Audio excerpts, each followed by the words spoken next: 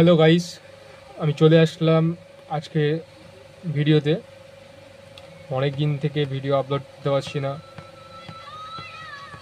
Jisan technology page থেকে সকলকে জানাই আন্তরিক প্রীতির শুভেচ্ছা ও ভালোবাসা। আজকের যে ভিডিওটা আপনারা দেখছেন বা দেখবেন, সে ভিডিওটা একটা কাস্টমার ফোন দিয়েছে, একটা মোটরোলা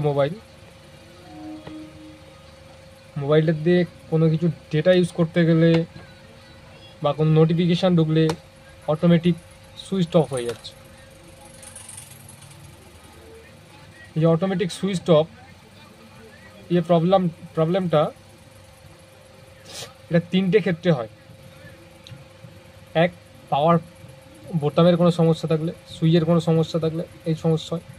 দ্বিতীয়, ব্যাটারির কারণে হয়।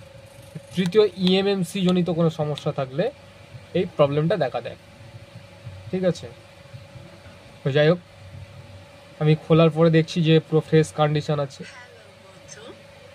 পাওয়ার সুইচের কোনো রকম সমস্যা না হওয়ারই কথা, কারণ পুরো ফ্রেশ কন্ডিশন, পুরো ফ্রেশ। ঠিক আছে, তো আমি এটাতে প্রথমে লক খুলবো কাস্টমারের।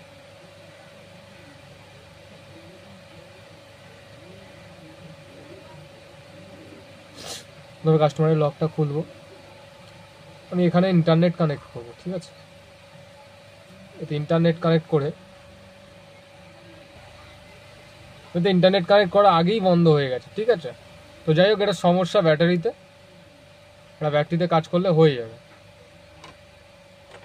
ব্যাটারিতে কী কাজ করবো আমরা? ব্যাটারিতে সেল থাকে। ঠিক আছে, আমরা সেলে জাম্পার করে দেবো, সেলটাকে শর্ট করে দেবো, দিলে হয়ে যাবে। ফোনের কোনো প্রবলেম নেই, ফোন আমরা আমাদের হাতের কাছ থেকে দূরে সরিয়ে রাখলাম। সমস্যা যেটা, সেটা হচ্ছে ব্যাটারিতে।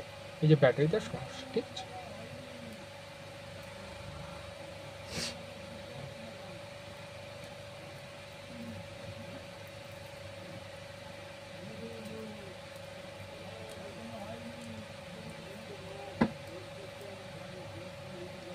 এই যে দেখতে পাচ্ছেন,